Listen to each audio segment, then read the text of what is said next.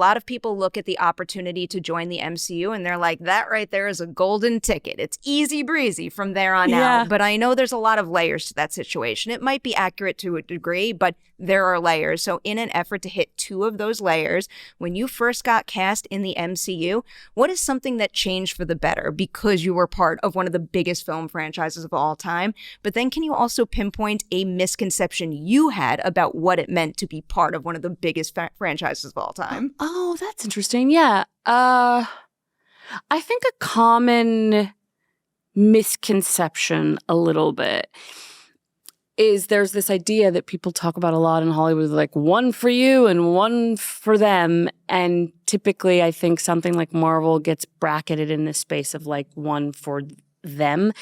And I didn't have that relationship to it when I joined it. I felt really excited. Like Taika was a indie filmmaker that I really loved and respected and really liked his films.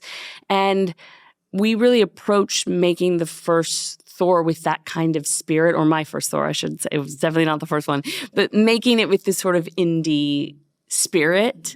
And I think that is something that, you know, for me, it didn't feel obviously the scale was different than making independent films, but the energy of making it felt very scrappy, I guess, in a way that was really refreshing.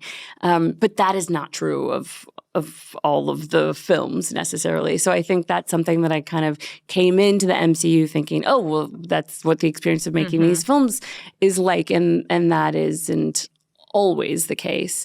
But I think another thing is there's this idea sometimes that if you do, and call it the MCU or Marvel by another name, but if you make big franchise movies, there's this idea that then you can get smaller, independent, interesting stories greenlit much easier.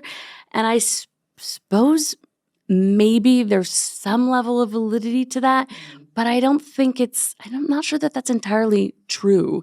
And I think also maintaining the interest and availability to do much smaller projects after you've entered these bigger spaces is something that requires work and also like community support around you